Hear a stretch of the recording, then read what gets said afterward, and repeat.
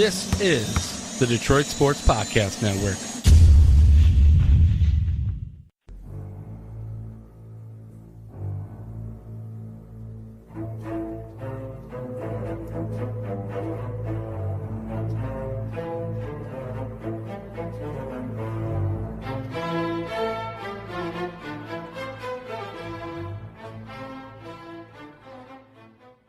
And welcome to the latest edition of the Check the Report podcast. I am your host, Vito. And on this week's episode, I recap the Detroit Mercy Men's Hoops Media Day from a day ago, featuring head coach Mike Davis taking the podium and talking about a variety of topics about his Detroit Mercy Titans and his first year at the helm as Titans headman. And coming into the season with little to no expectations, honestly, as the squad was picked to finish 10th out of 10 Horizon League teams. And one player that people are really focusing on going into this season is Josh McFolley, the senior guard. And actually, Josh McFolley was one of only two Titans to play in all 32 games a season ago, making 19 starts and finishing third on the team in scoring at just over 11 points a game. He is a guy, by the way, that I picked to finish on the second team All-Horizon League squad. So he could be due for a huge season, especially scoring the basketball. And outside of him, the Titans only returned two other guys in junior Cole Long and fellow senior Gerald Blackshear. So three guys returning from last year's squad that went 8-24 under the leadership of former head coach and Titans alum Bakari Alexander. So with the new regime, a whole entire new coaching staff, pretty much a whole entire new squad, once again the Titans were picked to finish dead last in the Horizon League going into the 2018-2019 campaign. And they might as well exceed expectations. They very well might do so, but right now, once again, little to no expectations. Despite the fact that Mike Davis is confident that he can turn around the product on the floor in 2 months, and he wants to continue improving on the practice effort as well, collectively from his squad. And he says right now the practice effort from his team collectively is at an 8. He wants to get it to a 10 and said that he will do so. And I'm confident in the former Indiana headman accomplishing just that.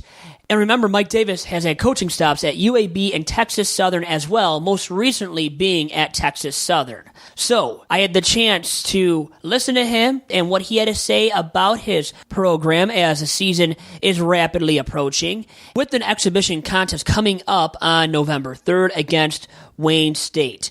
And that is taking place at 7:30 at Callahan Hall. And then after that, the regular season does commence with a contest at Western Michigan on November 6th at 7 p.m.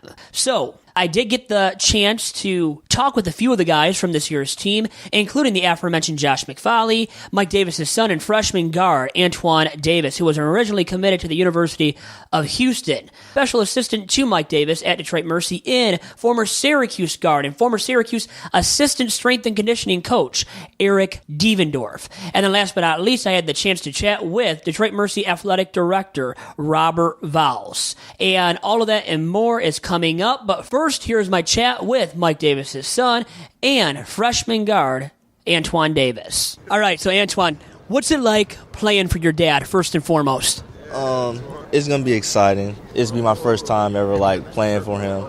I've seen him coach and stuff like that. He's a really good coach, so it should be fun to play. So what are you looking forward to in terms of learning from your dad as the regular season does start? Just learning just to compete, get better every day, and just to shock the world as far as us, because we're ranked 10th. We plan on shocking the world. How much playing time do you expect as a freshman? I don't know. As much as he puts out there for me, I don't know yet. So you were originally committed to the University of Houston. Now, how close were you to staying at Houston, actually, too? I was pretty close to staying, but then I talked with my dad, and we had a long talk about it, and we just both came up with the decision that I should just go and play for him here. So what made you come here then? Besides your dad, I know your dad has a huge pull being the head man here at Detroit Mercy, but what were the factors that convinced you that Detroit Mercy was a spot for you to play college basketball? Honestly, I never been to Detroit. This is my first time, and I never knew it was this is a really good city, and the city shows love. I actually love it here. What should the Detroit Mercy fans be on the lookout for in terms of what you bring on the court here? And then also, what kind of guy are you off the floor? So both on the court, what kind of guy are you? Then also off the floor, what are you like? On the court, I'm a hard worker. I bring effort, intensity, and off the court, I'm like more of a shot person. I'm not like really that outgoing. What's one unique thing about you off the floor, though, that many people do not know that people should know starting now? One thing I love doing is playing the video game. I play 2K, Fortnite, all that stuff with my friends back home. That's one thing I do love doing is playing the game. How good are you at 2K? How good are you at Fortnite as well? I mean, you can ask everybody on the team. They may lie to you. But I feel like I'm the best one on the team at 2K, by far. NBA 2K then? Yeah, NBA 2K. Any other sports video games that you like playing and that you're good at? I used to be good at Madden. I'm not good at Madden anymore, so I just stick to playing 2K. That's about it. Yeah. And your favorite player at the next level, you try to mold your game after, at least a little bit. Who is that? My favorite player is Lou Williams. He plays for the Clippers. And why is that? I feel like I play a little like him, just without his athleticism, but I feel like we have the exact kind of game. Antoine, great stuff from you, man. Best of luck this season, too, and I'll talk to you again later in the season. Thank you. And thanks to Antoine for all the time on this Check the Report podcast, getting to know him a little bit more. So enjoyed that chat thoroughly with Antoine and look forward to him having a standout freshman campaign at Detroit Mercy. And now next is my chat with Eric Devendorf, the special assistant to Detroit Mercy head men's basketball coach Mike Davis. So how did this role come to be for you, Eric, becoming the special assistant to Mike Davis at Detroit Mercy? Well, actually, this past season when I was at Syracuse, we played Texas Southern at Syracuse, and me and Coach kind of, we exchanged numbers and kept in touch throughout the year. It just happened to be that we both made a tournament, and we both played in Dayton. So, again, same thing, kind of just chopping it up, talking to each other. I saw over the summer that he got the job here, so I texted him and congratulate him. And then he was just kind of say, be open, we might have something for you. So, me, I didn't really think nothing too much of it. And then in August, he hit me back with the opportunity to come here.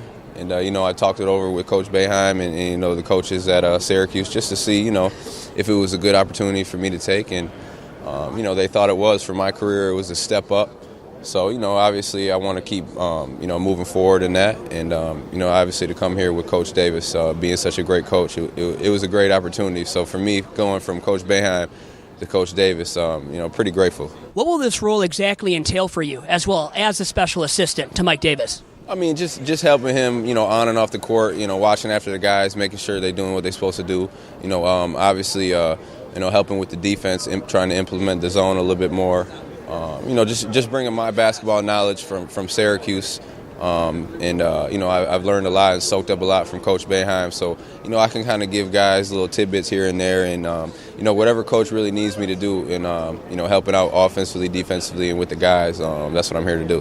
What did you learn from the legendary Jim Boeheim at Syracuse? You had the chance to play guard for him at Syracuse. You were an assistant strength and conditioning coach for 2 years as well under Boeheim. What did you learn from the legendary Jim Boeheim? Oh, I mean, it's so much you can learn. Just, being in those meetings during the week, before and after the games. I'm just trying to soak up a little bit of everything. He's been in it, 40-plus years. He's seen, everything that you could see. So, to hear him speak on, little stuff, in-game adjustments, obviously at Syracuse we're a zone team, so how he tweaks the zone, when it's different personnel and different teams that we're playing against. So, just learn a whole lot, man, and just to be, in those meetings and soaking up that type of knowledge is, it's a once-in-a-lifetime opportunity to be able to do that. So I'm pretty grateful and blessed to be able to have that chance and opportunity. What was his word of advice that he offered to you before you took this job? Just being here all the time. He told me whenever the coach is in there, they should turn around and see you right there. Just make sure you in here working and doing what you got to do to add value to this team. And everybody brings value. All three of the assistant coaches, myself, video coordinator, everybody. So, I got to make sure I'm in here doing my job and doing what I can to add value to the team and to get wins. So as a former guard yourself, what kind of lessons do you hope to share with the guards here at Detroit Mercy?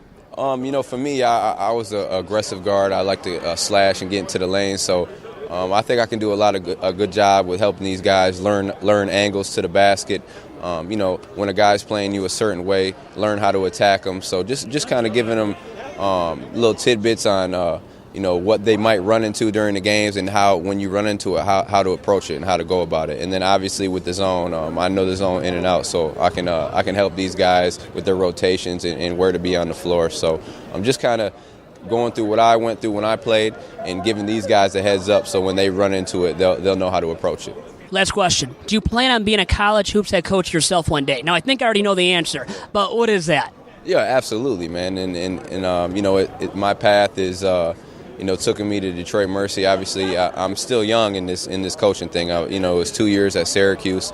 And now being here, I kind of feel like I'm really a assistant coach and a part of something. You know, Syracuse was kind of getting my feet wet and seeing what it's like on the other side, you know, on the coaching side of things. So being here and having this opportunity is really opened my eyes up to you know, feeling that I can become a head coach and you know, just keep on learning from obviously Coach Davis. And, you know, I text Coach Boeheim here now and then just to kind of get his help on some things. So, you know, I just got to stay on my path and keep learning, and hopefully things will come together. Thanks to Eric there, and a lot of great insight and interesting stuff that he will be able to deliver to the Detroit Mercy guards and the whole entire team, and even to me as I look forward to speaking with him in studio for an in-studio chat on the Detroit Sports Podcast Network in the near future. And we have to for sure talk about, when I get the chance to talk with him again, about that 6-overtime classic game that he played while at Syracuse in the Big East tournament. And with that being said, now I want to transition into my chat with senior guard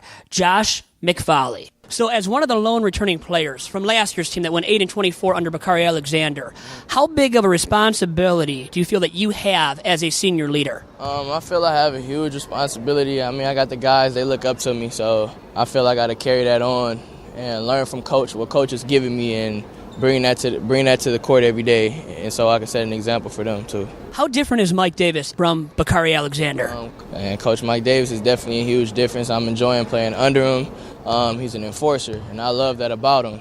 And so he keeps his discipline, keeps us level-headed, and makes sure the job gets done at hand. And so that's what I love about him, and that's what you kind of need. That's what you really need if you want to be a good team, a great team. Matter of fact, if you want to win championships. So what has to happen to turn this ship around after going once again 8-24 last season? We have to just bring it to the court, bring 110% every time we step onto the floor. I mean, there's nothing else to it. You got to bring 110% every day, practice, games, whatever.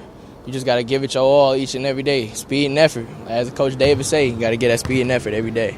And he said that the practice effort right now is at an 8 for you guys as a team. What do you have to say in response to that? Do you believe that it is only an 8? And I know he wants to get it to a 10. Where do you feel it is at currently? I believe it's an 8 right now because we definitely been working our butts off and giving a lot of effort. So I feel we definitely have to get to the 10 mark, and I know Coach is definitely going to get us there. So we're going to work hard to get there too. So by March we'll be where we want to be.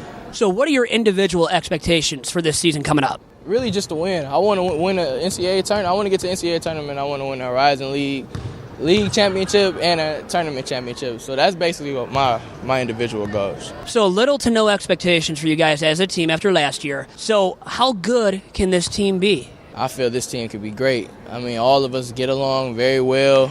We're like brothers off the court, so that carries on to the court. So I feel this team doesn't have a no limit. Like we can go wherever for real we want to go. So this team could be really good, really, really good. Thank you much, man, and best of luck this season. Appreciate it. Thank you. And that was senior guard Josh McFolley, the guy that I expect to be the leading scorer on this year's team and the guy that is the biggest veteran leader for this year's squad. And before we wrap up things on this edition of the Check the Report podcast, I also had the chance once again to chat with Detroit Mercy Athletic Director Robert Vowels on why he decided to hire Mike Davis and also about his realistic expectations for year number 1 under Davis. What was the hiring process leading into hiring Mike Davis ultimately? Finding the right person, and then we found Mike, and so I had known Mike for years, and so once we talked to each other, thought about it a little bit, made things work. Why is he the right man to lead the program in the right direction moving forward? Great question. What I believe is that he's done it at Indiana, he's done it at UAB, he's done it at Texas Southern. So everywhere he's gone, he's won. So he's bringing that same formula, that same passion, the same desire to Detroit Mercy, and I think that's going to work. What are your realistic expectations for the program in year number 1 under Mike Davis? You know what? I don't know until we bounce the ball. I'm just being honest. But what I can say, I've been watching practice, and I know the effort is at an all-time high from when I've been here. So I think effort alone is going to get us some wins. Thank you much. Really appreciate the time. Hey, always, Vito. Appreciate you. And thanks once again to Robert Vowels, to Josh McFolley, to Eric Devendorf, and to Antoine Davis for all the time on this Check the Report podcast on the Detroit Sports Podcast Network. And remember to follow the Detroit Sports Podcast Network on Twitter at Detroit Podcast. Also, give me a follow on Twitter at Vito Jerome. And remember, you can check out the Detroit Sports Podcast Network's content on the daily, 24/7, at our website as well, which is DetroitSportsPodcast.com. Thanks for tuning in to this edition of the Check the Report podcast, and make sure to tune in to tomorrow's edition of Two Bad Hombres, featuring former Michigan State linebacker Greg Jones. Adios for now, and have a great weekend.